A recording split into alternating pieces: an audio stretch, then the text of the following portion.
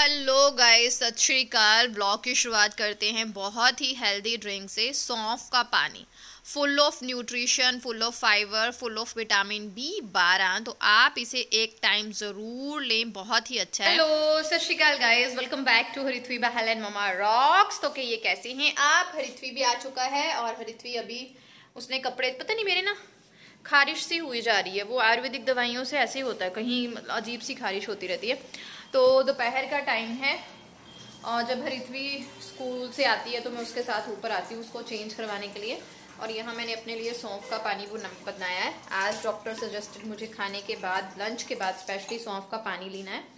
तो चलो मैं आती हूँ, बैठो बेटा। और मैं दोपहर को ऊपर आके थोड़े थोड़े जो काम निपटा के जाती हूँ वो आपके साथ शेयर करूँगी। आप लोगों को मेरा रूटीन बहुत पसंद आता है, थैंक यू वेरी मच।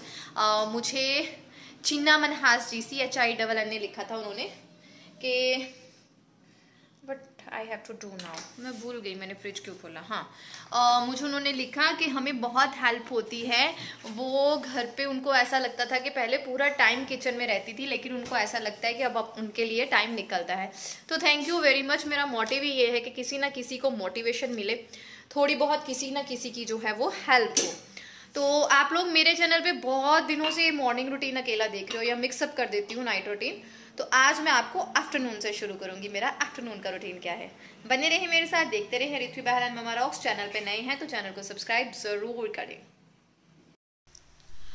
ऊपर आने के बाद ना पहले तो मुझे हरिथ्वी को थोड़ा बहुत स्नैक देना होता है। उसके बाद मैं सौंफ का पानी लेती हूँ लंच में। फिर मैं, क्योंकि हरिथ्वी की यूनिफॉर्म तो डेली धुलनी है, तो 2-4 कपड़े जो मेरे भी होते हैं तो मैं वो उसी टाइम पे धोती हूँ। सुबह अब मैं कपड़े नहीं धोती क्योंकि हम 2 जन तो हैं, इतने ज़्यादा कपड़े नहीं होते। जब बेडशीट्स वगैरह होती हैं तो वो भी हिसाब से ही धोती हूँ। तो मैं यूज़ करती हूँ एरियल का लिक्विड डिटर्जेंट। वॉशिंग मशीन धोने वाली हो रखी है तो चलो संडे को इसका नंबर लगाते हैं। और ये डिटर्जेंट ना बहुत अच्छा है, ये कॉस्ट वाइज भी ठीक पड़ता है और ना दाग वाग भी अच्छे से निकल जाते हैं। वैसे तो अगर किसी कपड़े पे दाग लगे हैं जैसे हरिथ्वी के होते हैं तो वो तो मैं हैंड वॉश ही पहले करती हूँ, फिर ही मशीन में डालती हूँ। अदरवाइज़ दूसरी मशीन में धो लेती हूँ। बट ये भी ठीक है, काम चला हुआ है और हमारा काम जो है इससे चल जाता है। और उसके बाद जो भी किचन में समेटना होता है उसे शुरू करने से पहले मैं लेती हूँ अपनी दवाई। तो मुझे ना बहुत सारे इस टाइप के भी क्वेश्चन आ रहे थे तो मैं आपसे शेयर करूँगा मेरा पर्सनल एक्सपीरियंस। होम्योपैथिक दवाई पे मैं ज़्यादा डिपेंड रहती हूँ। मुझे होम्योपैथिक दवाई जो है वो सूट भी कर जाती है, उसका कोई साइड इफ़ेक्ट भी नहीं है और वो अच्छी भी रहती है ना। लेकिन आयुर्वेदिक ना मुझे बहुत प्रॉब्लम क्रिएट की और मैंने सोच ही रही हूँ कि आयुर्वेदिक छोड़ के स्किप करूँ कहीं और, क्योंकि फ़ायदा कम और इसके नुकसान मुझे बहुत ही ज़्यादा मिल रहे हैं।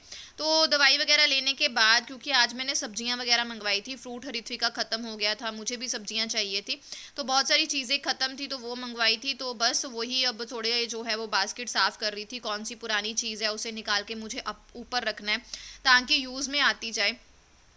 और जो भी चीज़ें बिना धुले फ्रिज में लगेंगी वो बिना धुले फ्रिज में लगाऊंगी, और जो धो के लगेंगी फिर वो धोने के लिए रख दूंगी, बस इसी तरह से।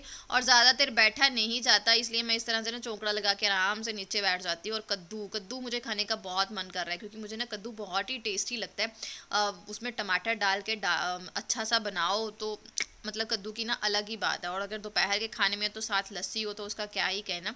तो सारा चीज़ें जो है वो सेटअप की, कुछ चीज़ें जो भी मुझे लग रही थी डिस्कार्ड करनी है फ्रिज से वो डिस्कार्ड की। बस इसी तरह से जो है वो दोपहर का रूटीन होता है। दोपहर को मैं 1.5 घंटा तकरीबन ऊपर रहती हूँ और उसमें से 1 घंटा तो मेरा सारा सफाइयों में चला जाता है, आधा घंटा अगर थोड़ा रेस्ट करनी हो कर लेती हूँ, अदरवाइज़ तो शॉप पर रेस्ट ही रेस्ट है, लेटी रहती हूँ, सारा काम तो ज्योति ही करती है। सो लेती हूँ, 10-10-15 मिनट का जो है नैप लेती रहती हूँ। और दोपहर को ही मैं दही लगा लेती हूँ ताकि जब मैं शाम को सारा काम नपेट के किचन का सोना है ना तो तब तक जो है वो सारा दही बन जाता है और उठा के फिर मैं फ्रिज में रख देती हूँ। और दही इस तरह से खट्टा भी नहीं होता, अदरवाइज़ रात को कई बार अगर ज़्यादा जल्दी हो जाए तो फिर वो खटास सी हो जाती है।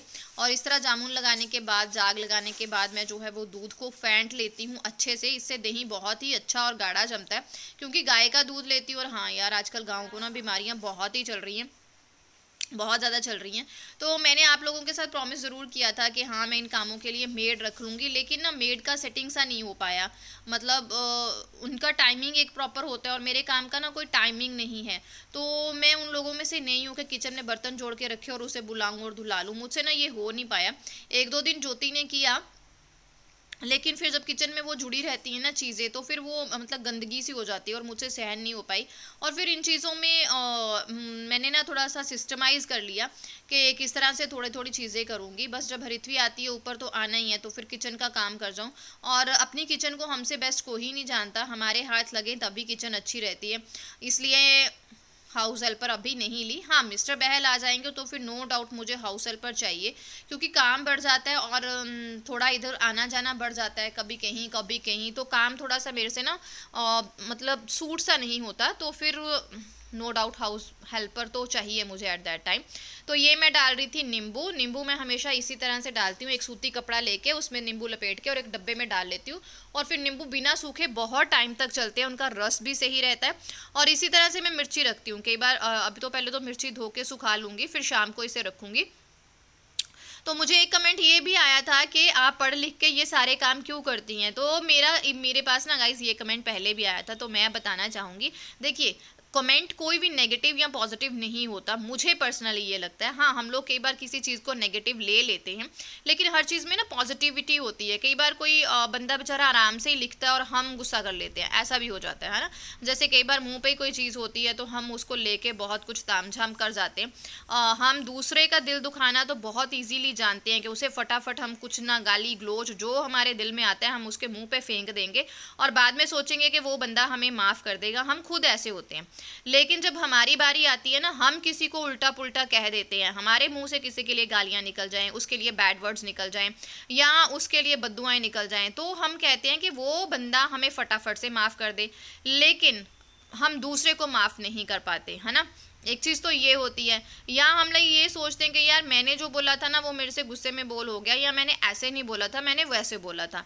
लेकिन जब अगला बंदा हमें बोलता है तो हम बोलते हैं नहीं नहीं इसने तो मुझे ऐसे ही बोला। तो ये चीज़ें जो होती है ना वो अपना अपना देखने का नज़रिया होता है।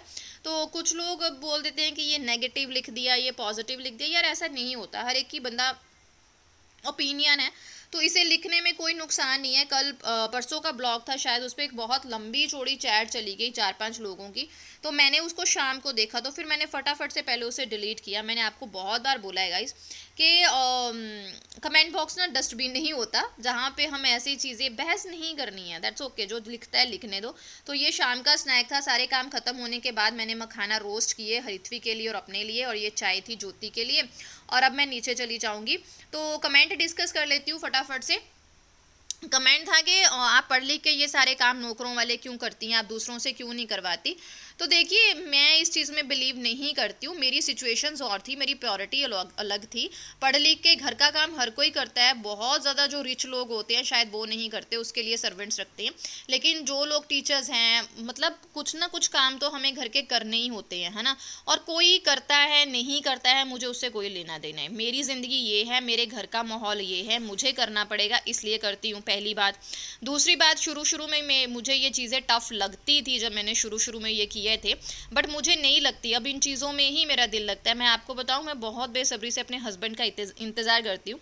इस चीज़ के लिए नहीं कि एज अ वाइफ मैं हस्बैंड को मिस करती हूँ, ये सेकंड नंबर पे प्रायोरिटी आती है। लेकिन फर्स्ट नंबर पे ये आता है कि मुझे ना मिस करती हूँ कि अच्छा अच्छा खाना बनाऊँ, उनको खिलाऊँ, अपने घर को संवारूँ, घर पे रहूँ। मैं सच्ची में बताऊँ तो शॉप पे जब मैं जाती हूँ तो मैं घर को मिस करती हूँ। मुझे घर पे काम करना बहुत अच्छा लगता है, अपने घर को साफ़ सुथरा रखना बहुत अच्छा लगता है। तो ये चीज़ें करने में, दिखाने में मुझे कोई शर्म नहीं है। ये मैं अपने घर में करती हूँ और ये हर कोई करता है। जो लोग नहीं करते, जो लोग ये सोचते हैं कि मैं बहुत पढ़ा लिखा हूँ तो मैं झाड़ू पोछा नहीं लगाऊंगा, तो मुझे नहीं लगता उनकी सोच जो है वो गलत है। हाँ, एक सही है, सॉरी। हाँ, ये एक सोच हो सकती है कि यार मैं नहीं कर सकती, ठीक है, मेरा इंटरेस्ट नहीं है उसमें, ये अलग बात होती है। लेकिन ये धारणा कि जी मैं बहुत पढ़ी हूँ तो मैं खाना नहीं पकाऊंगी, ये सही बात नहीं होती। ऐसा नहीं होता हर कोई पढ़ गया तो खाना ही नहीं बनाएगा भाई, ऐसे कैसे होता है। हमारी मम्मियाँ कौन सा अनपढ़ थी, तो क्या वो हमें नहीं खिलाती थी। और ये मुद्दे ऐसे होते हैं जिन पे बहुत लंबी चौड़ी यार डिबेट हो सकती है, लेकिन हर एक का अपना अपना ओपिनियन है ना। तो यहाँ पे रात का टाइम हो गया था, पौधों को मैंने आज खाद डाली। और खाने में तो सिंपल मैंने दाल बनाई मसूर और चने की, साथ में बन जाएंगी चपातियाँ, क्योंकि मैं आजकल मेक श्योर करती हूँ कि हरिथवी को एक टाइम पे दाल ज़रूर दूँ। और उसके बाद मैंने आटा गूँथा और फिर हमने बना देनी है आटा गूंथ के चपातियाँ। आज बहुत लंबा चौड़ा डिस्कशन चल गया, बस मैं यही आपसे रिक्वेस्ट करना चाहती हूँ कि हर कोई अपनी समझ के हिसाब से जितनी जिसको समझ है वो कमेंट करता है और लिखता है। ज़रूरी नहीं है हमें उसके साथ बहस ही करनी है, हम उस चीज़ को समझ भी सकते हैं और पॉजिटिवली रिएक्ट भी कर सकते हैं, ठीक है।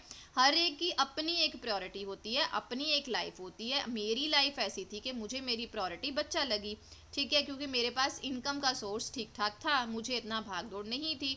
दूसरी चीज़ ये थी कि मुझे मेरे बच्चे को बहुत सीरियस इश्यूज थे, दैट्स वाई मुझे अपने हाथों से ही उसे पालना था, इसलिए मैंने करियर को प्रायोरिटी नहीं दी। बूढ़ी नहीं हो गई हूँ, टाइम नहीं हो गया है, जब मेरा दिल करेगा, भाई मैं टीचर थी, अपने मैथ सब्जेक्ट से अच्छे से रिलेटेड थी, जब मेरा दिल करेगा मैं फिर से कंटिन्यू कर लूँगी। ऐसा कुछ नहीं है, इसमें कोई शर्म नहीं है। हर कोई करता है, कोई दिखाता है, कोई नहीं दिखाता है, कोई मन से करता है, वो कोई किसी के ज़बरदस्ती दबाव में आके करता है ना। तो गृहिणी ग्रह की पूरा घर उसका ऋणी होता है, तो अपने आप को इस टाइम पे छोटा मत समझो। और ये मेरी चपातियाँ बन रही थी, हरित्वी इस टाइम पे खाना खा चुकी थी। मेरी चपाती जो होती है आजकल फुली ओट्स की होती है, जिसे बनाना बहुत टफ होता है। इसका आटा जितना गूंथी जाओ ना उतना हार्ड होता जाता है। अगर आप में से किसी ने ओट्स की कभी चपाती बनाई है, कोई ढंग पता है तो मुझे बताइए, बट हाँ बिना ऑयल के, मुझे बिना ऑयल के आटा गूंथना है, तो आप मुझे बताइएगा कि किस तरह जो है वो ओट्स का आटा जो है वो सॉफ्ट रह सकता है।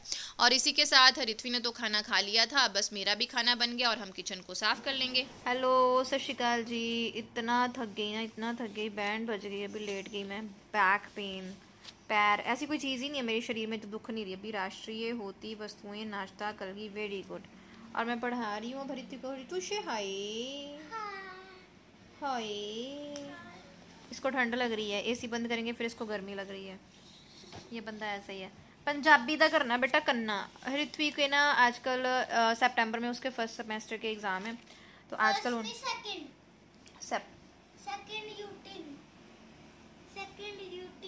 UT1 के पेपर हैं, UT2 के हैं, UT2 के पेपर हैं क्या आपके?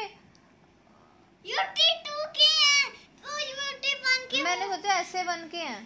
UT1 के हो नहीं गया था पहले। हाँ तो अच्छा 20 मार्क्स वाले पेपर है ये?